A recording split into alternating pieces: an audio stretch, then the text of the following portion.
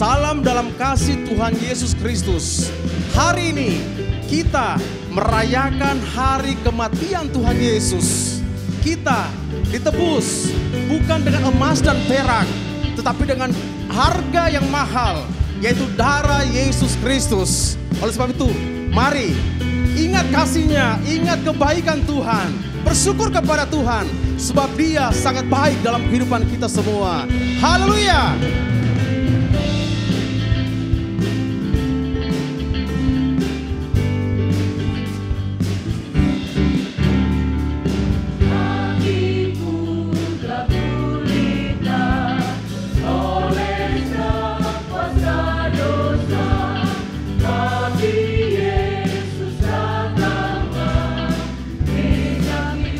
Sempurna, oh salib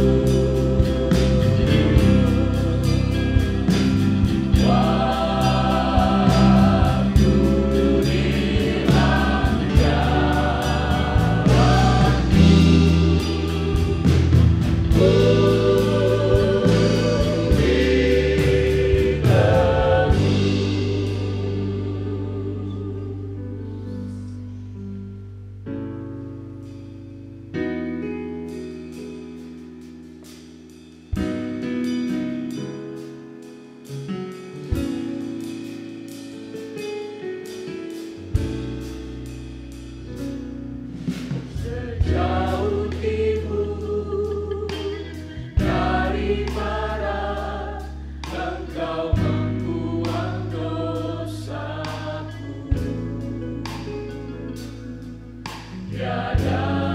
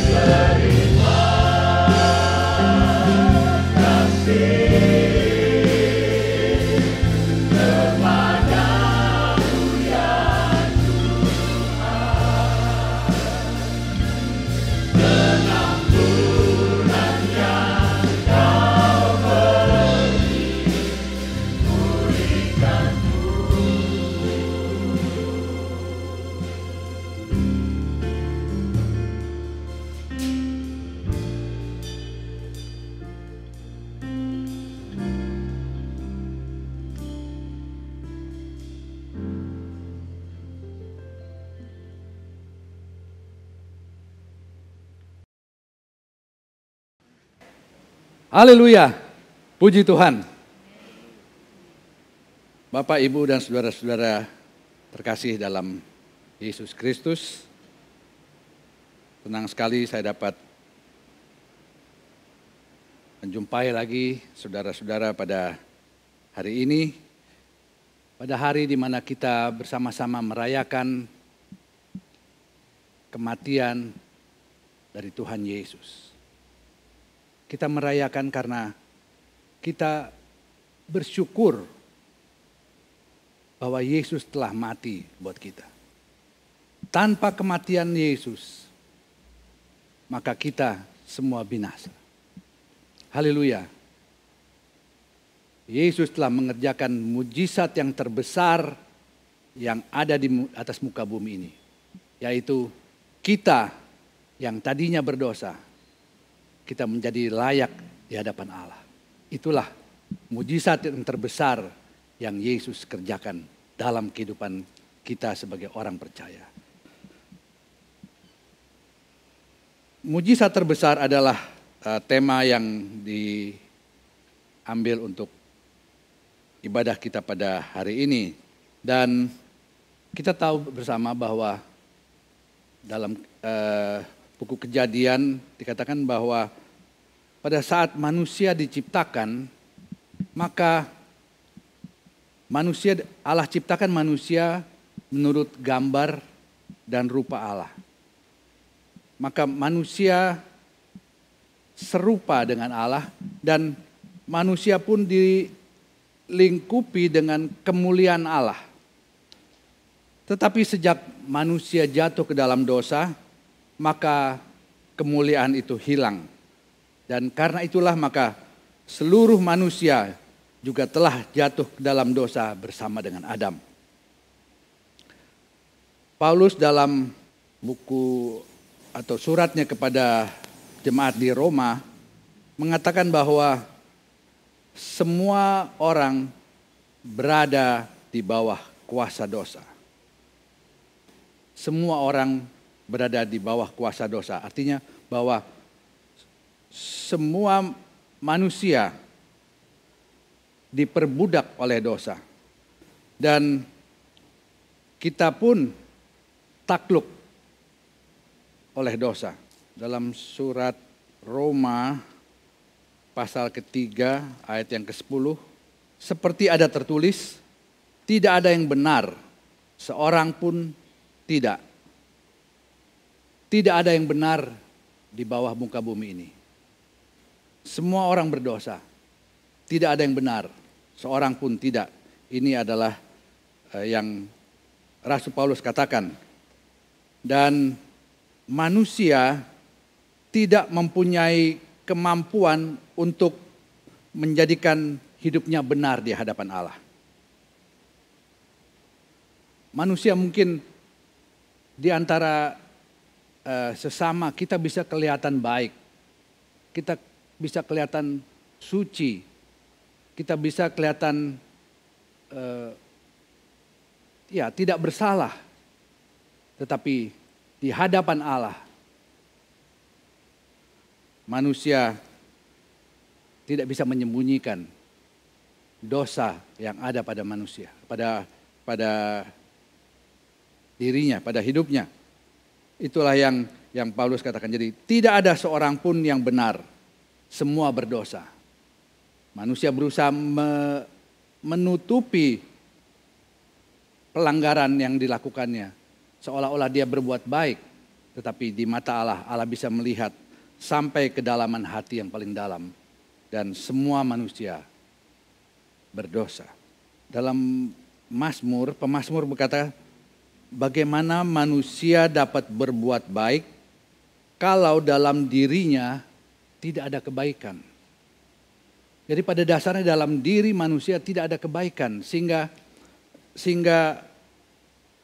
ya tidak ada perbuatan baik yang dapat dilakukan oleh manusia.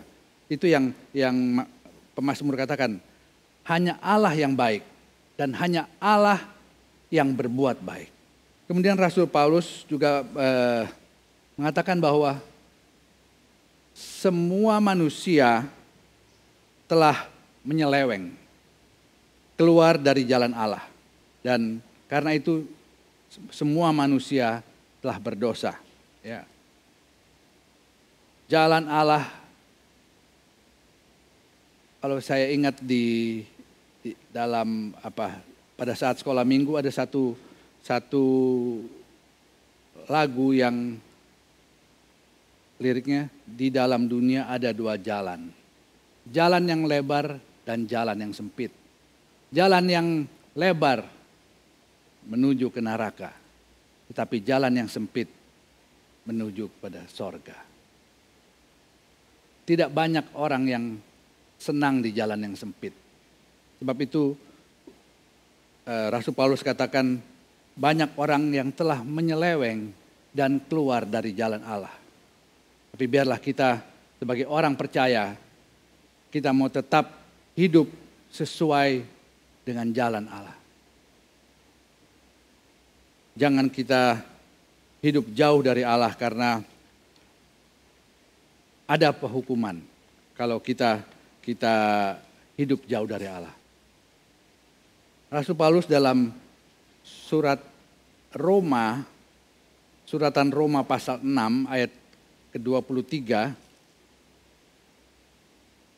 Roma pasal 6 ayat 23 berbunyi demikian.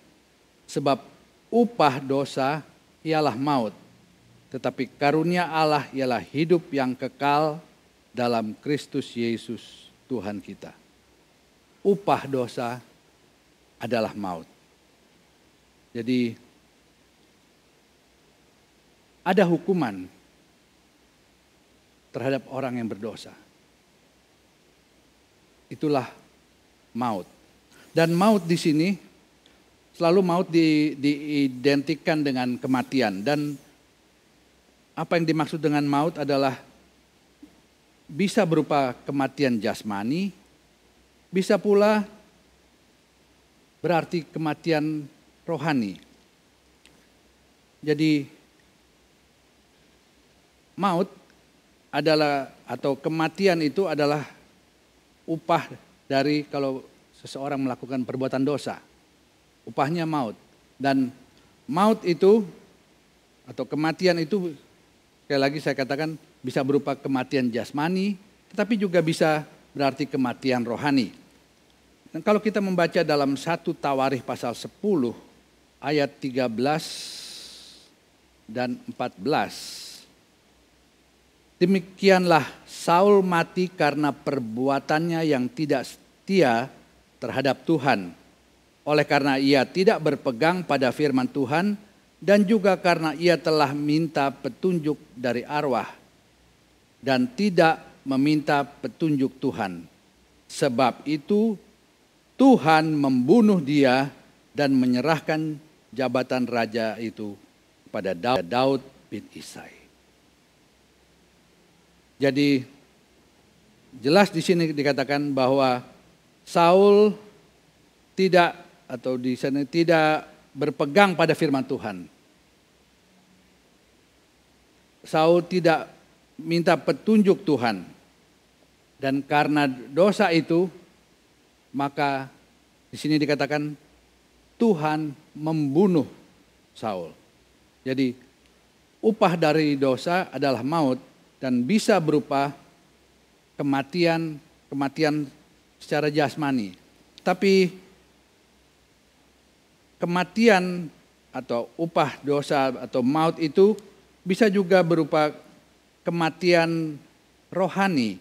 Kalau kita membaca di dalam Yosua pasal 7 ayat yang ke-11, orang Israel telah berbuat dosa, mereka melanggar perjanjianku yang kuperintahkan kepada mereka. Mereka mengambil sesuatu dari barang-barang yang dikhususkan itu.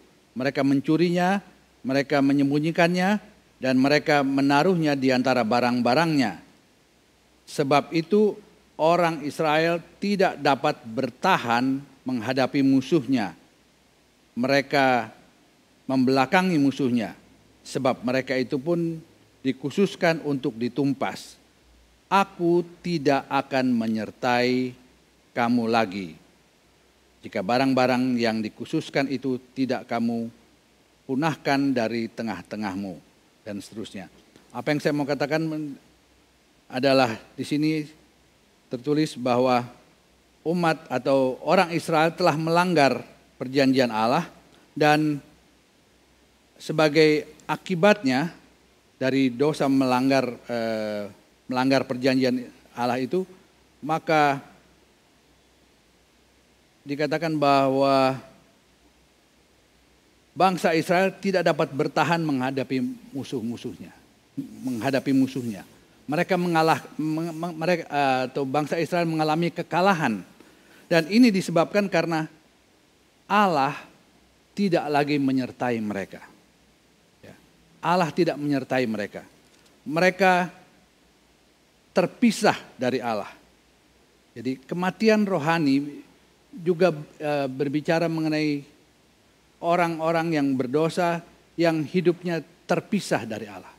Kalau kita terpisah dari Allah, maka itu juga dapat dikatakan suatu kematian rohani. Jadi maut atau upah dosa bisa berupa kematian jasmani seperti yang dihadapi oleh Saul, tapi bisa juga berupa kematian rohani di mana kita terpisah dari Allah, kita terpisah dari kasih Allah. Hukuman yang diterima jika seseorang berdosa, maka biasanya tidak langsung ya. Tidak langsung Allah menjatuhkan hukuman untuk orang yang berdosa, karena Allah kita adalah Allah yang panjang sabar. Tapi yang Alkitab katakan adalah kita harus peka terhadap teguran itu, teguran Allah yang sering disampaikan melalui firman Allah. Kalau dalam 2 Petrus pasal 3 ayat 15, anggaplah kesabaran Tuhan itu sebagai kesempatan bagimu untuk beroleh selamat. Saya katakan tadi, hukuman tidak selalu langsung terjadi. Itu bisa terjadi pada Saul. Allah menghukum dan Saul mati. Tetapi ada waktunya Allah tidak langsung menghukum, dan bahkan mungkin seringkali Allah tidak langsung menghukum karena Allah memang panjang sabar. Tapi seperti himbauan yang Rasul Petrus katakan, anggaplah kesabaran Tuhan sebagai kesempatan bagimu untuk beroleh selamat. Sebab itu kalau kita memperoleh teguran-teguran, maka kita harus peka. Jangan kita mengeraskan hati untuk menolak teguran-teguran melalui firman Allah. Tapi biarlah kita mau sensitif ya, mempunyai sensitif terhadap firman Allah. Sehingga jangan sampai hukuman yang kita terima, tapi selama Allah masih memberikan kesempatan untuk kita minta ampun, maka pergunakan waktu itu. Amsal pasal 13 ayat 13 katakan, siapa meremehkan firman, ia akan menanggung akibatnya. Jangan meremehkan firman Allah. Kita harus punya kepekaan terhadap firman Allah. Kalau Allah tegur melalui firman Allah, kita harus segera sadar. Jangan anggap remeh firman Allah. Jangan anggap remeh teguran Allah. Ya, ini yang Alkitab katakan. Dan dalam Efesus pasal 2 ayat 4 sampai 5. Efesus 2 ayat 4 sampai 5. Tetapi Allah yang kaya dengan rahmat oleh kasih-Nya yang besar yang dilimpahkannya kepada kita, telah menghidupkan kita bersama-sama dengan Kristus, sekalipun kita telah mati oleh kesalahan-kesalahan kita. Oleh kasih karunia kamu diselamatkan. Haleluya. Allah kita adalah Allah yang kaya dengan rahmat. Rahmat adalah sesuatu yang kita terima, tapi sebenarnya kita tidak layak untuk menerimanya. Itulah rahmat. Allah berkemurahan kepada kita. Allah mengasihi kita. Sehingga kita memperoleh rahmat dari Allah. Kita yang seharusnya binasa, tetapi melalui Yesus Kristus, maka dosa-dosa kita diampuni. Dan kebaikan Allah itu Allah tunjukkan dengan mengaruniakan anaknya yang tunggal. Datang ke dunia, menjadi manusia, merendahkan diri. Ya, Allah Yesus yang adalah Allah yang setara dengan Allah, rela datang ke dunia. Allah mengaruniakan anaknya yang tunggal supaya barang siapa yang percaya tidak binasa, melainkan beroleh hidup yang kekal. Haleluya. Kalau saja kita mau menerima Yesus sebagai juru selamat, kita mengaku dosa kita, kita minta ampun, minta pengampunan atas segala kesalahan kita, maka Allah akan mengampuni dosa-dosa kita. Pujian yang kita telah nyanyikan tadi, sejauh timur dari barat, Allah membuang dosa kita. Allah melupakan dosa kita. Allah tidak mengingat-ingat lagi dosa kita. Kalau saja kita mau datang kepada Yesus, minta ampun, maka pengampunan akan Tuhan berikan. Karena Dia adalah Allah yang kaya dengan rahmat. Kita yang seharusnya binasa, tetapi penghukuman itu tidak langsung datang. Pada saat kita berdosa, penghukuman itu tidak langsung datang. Allah berkemurahan, tapi jangan salah gunakan kebaikan Allah.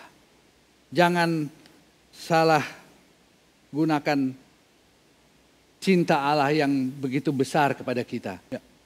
Kalau saja kita mau menerima Yesus sebagai juru selamat, mengaku dosa kita, minta pengampunan, maka Allah akan mengampuni segala kesalahan kita. Sebesar apapun, sekotor apapun dosa kita. Ya, Nabi Yesaya katakan walaupun dosa kita seperti merah kirmisi, kalau Allah mengampuni, maka akan menjadi putih seperti salju. Haleluya. Allah kita adalah Allah yang heran, Allah yang penuh rahmat. Kita yang seharusnya binasa, tetapi justru Allah memberikan anaknya yang tunggal untuk mati ganti kita semua. Sehingga kita beroleh selamat. Haleluya. Sebab itu jangan abaikan teguran. Ya. Jangan abaikan teguran Allah. Kalau Allah berbicara melalui firman, itu karena Allah tahu ada apa dalam kita. Ada sesuatu yang salah dan jangan kita melawan. Jangan kita mengeraskan hati. Tapi biarlah kita mau datang kaki Tuhan. Minta pengampunan. Maka Tuhan akan memberikan pengampunan. Dia akan melupakan semua dosa kita. Sejauh timur dari barat. Demikianlah besarnya kasih Allah. Kasih Allah kita sungguh tidak bisa terukur. Tidak bisa terukur panjangnya, lebarnya, tinggi dan dalamnya. Begitu besar kasih Allah. Sebab itu terimalah kasih Allah. Allah telah datang untuk kita ke dunia ini. Buka hati. Kalau saudara-saudara belum mengenal akan kasih Allah, baru kali ini saudara mendengar mengenai bagaimana Allah mengasihi kita semua. Biarlah pada saat ini saudara mau membuka hati. Biarkanlah Allah bekerja dalam hati saudara. Terima Yesus. Yesus yang telah mati buat kita di salib. Darah yang tercucur di salib itu. Itulah yang berkuasa untuk menghapuskan segala dosa kita. Dan Alkitab katakan bilur-bilurnya. Bilur-bilur Yesus. Itu berkuasa untuk menyembuhkan segala penyakit. Haleluya. Terima Yesus. Pegang Yesus. Dan buat saudara-saudara yang telah menerima Yesus. Sekali Yesus. Tetap Yesus. Haleluya. Tuhan Yesus kiranya memberkati kita semua. Saya undang kita semua bangkit berdiri.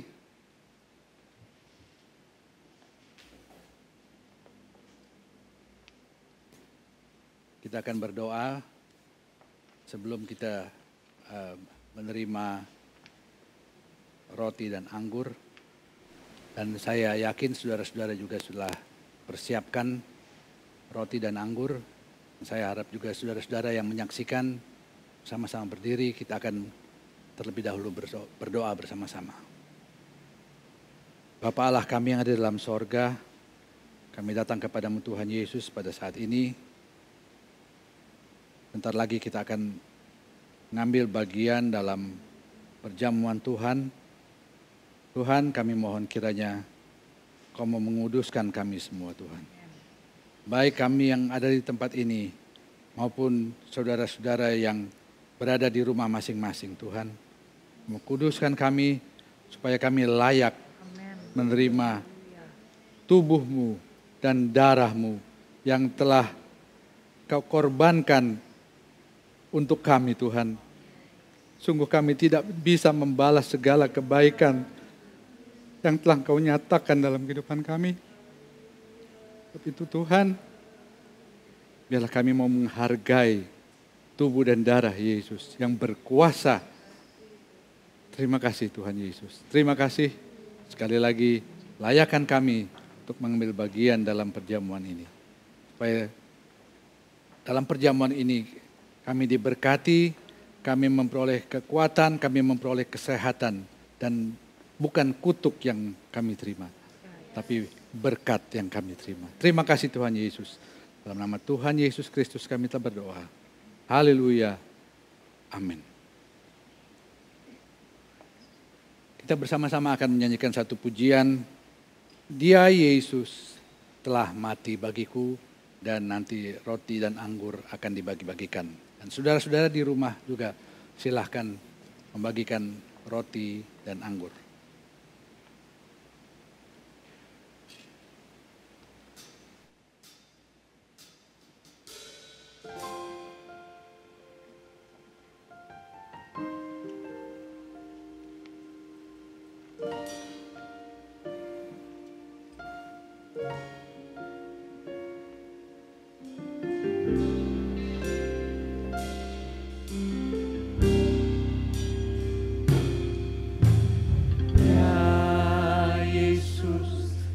Mati bagiku, ya Tuhan, selamatkan jiwaku.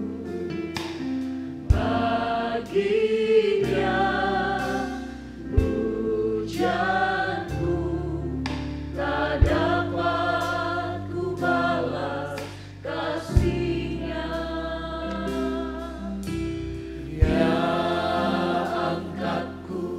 Jadi anaknya, beri damai di dalam hidupku.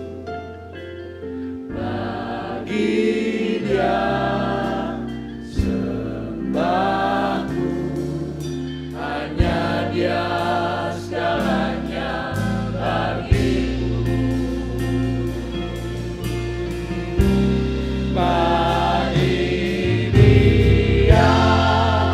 Segala pujian, hormat serta syukur, kekal selamanya bagi Dia. Segala pujian, hormat serta syukur.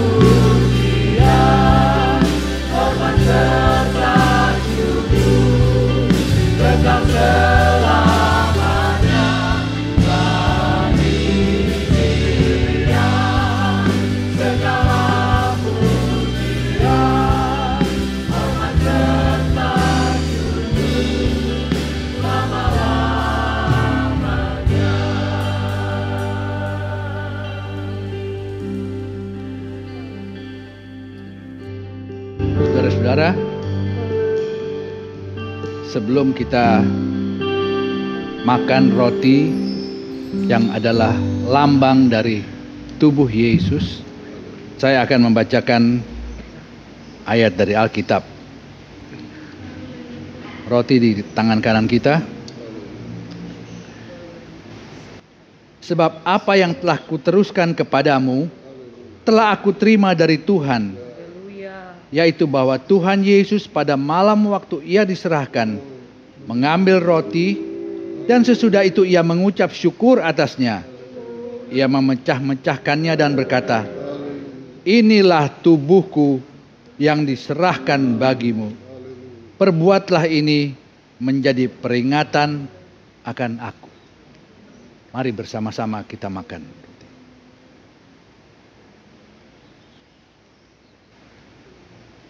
Haleluya.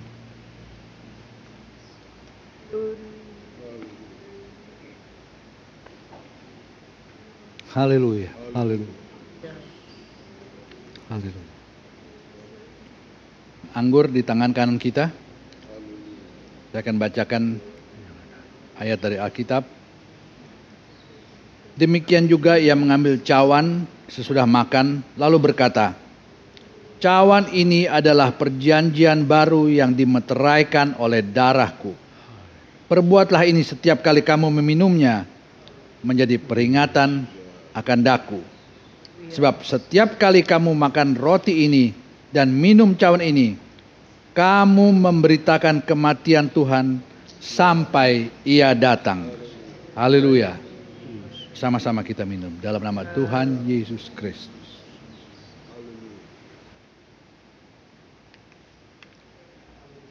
Haleluya.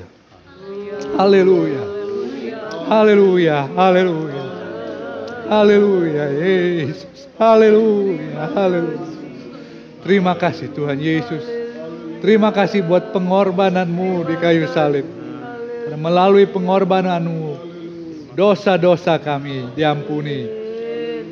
Segala kesakitan kami disembuhkan. Kami yakin itu Tuhan. Ada kuasa dalam darah-Mu. Ada kuasa dalam bilur-bilur Yesus juga untuk menyembuhkan segala penyakit kita. Terima kasih Tuhan Yesus. Karena itu kami yakin bahwa kami bebas. Bebas dari tuduhan si iblis. Tuduhan terhadap dosa-dosa yang pernah kita lakukan. Kita bebas karena darah Yesus telah mengampuni, telah menyucikan kita sehingga kita bebas dari segala tuntutan. Haleluya. Mau kita bersama-sama nyanyikan. Sekarang bebaslah, bebas oleh darah Yesus. Haleluya. Nyanyikan dengan penuh sukacita. Kita bernyanyi sebagai seorang yang telah bebas. Kita tadinya menghadapi hukuman seperti seorang yang hendak dihukum, tetapi melalui pengorbanan Yesus, melalui darah Yesus, dosa-dosa kita dihapuskan dan kita bebas. Sebab itu nyanyi dengan bebas. Sekarang saya sudah bebas, bebas oleh darah Yesus. Haleluya.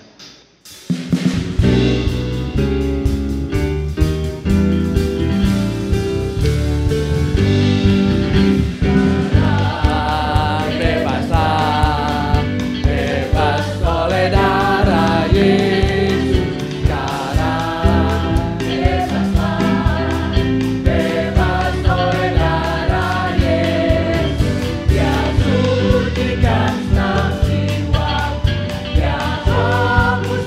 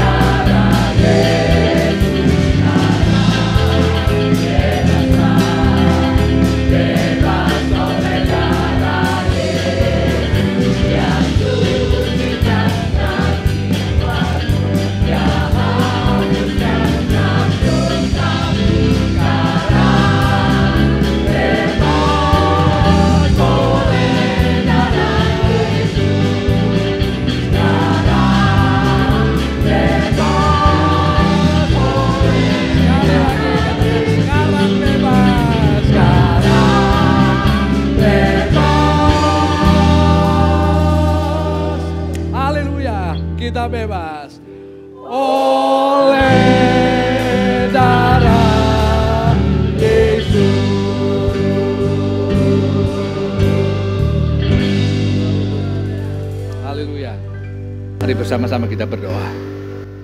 Bapa Allah kami ada dalam sorga, kami datang lagi kepadamu pada akhir dari ibadah online kami saat ini. Tuhan, terima kasih buat kesempatan yang kau berikan kalau kami masih dapat mengambil bagian dalam perjamuan Tuhan. Terima kasih buat apa yang telah kau kerjakan di kayu salib untuk kami semua Tuhan. Engkaulah Allah yang penuh rahmat. Kami memperoleh apa yang kami sebenarnya tidak layak menerima. Kami seharusnya binasa. Tapi melalui pengorbananmu di kayu salib, kami bebas. Puji Tuhan. Terima kasih Tuhan Yesus. Terima kasih. Biarlah ini menjadi keyakinan kami. Bahwa segala dosa-dosa, segala pelanggaran yang telah atau pernah kita buat, pernah kami buat, sudah Engkau lupakan. Sejauh dari timur dari barat, Engkau melupakan segala pelanggaran kami. Engkau sungguh Allah yang luar biasa. Terima kasih Tuhan Yesus. Dalam hari-hari ini, di mana kami masih harus bersama dengan keluarga berada di rumah Tuhan. Biarlah kami mau pakai waktu untuk berdoa Tuhan. Berdoa untuk bangsa kami. Berdoa untuk kota kami Tuhan. Dimanapun kami berada. Kau melihat keadaan yang menakutkan yang terjadi hari-hari ini. Banyak kekhawatiran, banyak ketakutan terjadi dalam masyarakat Tuhan karena adanya COVID-19 ini. Tapi Tuhan, kami tahu kepada siapa kami harus lari. Sumber pertolongan kami.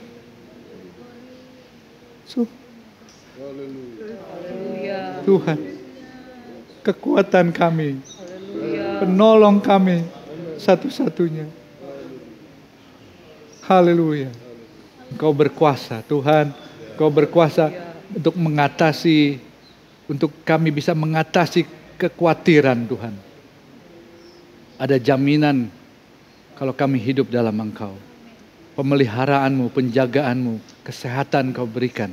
Dan kalau ada saudara-saudara yang sakit, kami yakin melalui bilur-bilur Yesus ada kesembuhan. Haleluya. Tuhan, biarlah ini menjadi kekuatan kami. Perjamuan ini menjadi kekuatan kami Tuhan untuk kami melangkah. Jangan kami khawatir, jangan kami takut. Karena Allah menyertai kami semua. Tuhan, kami berdoa buat pimpinan bangsa kami. Mulai dari yang tertinggi, Bapak Presiden, Wakil Presiden, dan para menteri, sampai pemimpin-pemimpin di daerah-daerah Tuhan. Kau mau tolong berikan mereka kebijaksanaan untuk mengatasi meluasnya wabah dari COVID-19 ini Tuhan. Tolong berikan mereka hikmat, berikan mereka pertolongan supaya bangsa kami, kota kami bisa terbebas dari penyakit yang membahayakan ini. Tuhan, tolong sekali lagi kami berdoa juga untuk perawat-perawat, para dokter, semua yang menjadi garda paling depan untuk menangani penderita COVID-19 ini. Tuhan, berikan mereka kekuatan, berikan mereka juga terus kesehatan Tuhan. Biarlah mereka tahu juga kepada mereka untuk datang kepadamu, meminta pertolongan daripadamu Tuhan. Karena sumber kekuatan, sumber pertolongan, segala-galanya, sumber hikmat juga datang dari Tuhan. Berikan mereka juga hikmat untuk menangani pasien-pasien yang begitu banyak Tuhan. Tolong bangsa kami, tolong penduduk kota kami.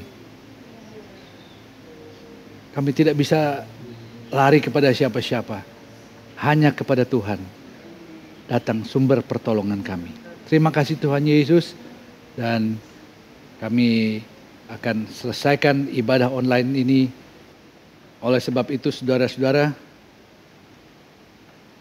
terimalah berkat dari Allah Bapa, kasih sayang dari Tuhan Yesus Kristus, penyertaan damai sejahtera dari Roh Kudus menyertai kita semua mulai saat ini dan sampai selama-lamanya, di dalam nama Tuhan Yesus Kristus. Kita bersama-sama katakan amin.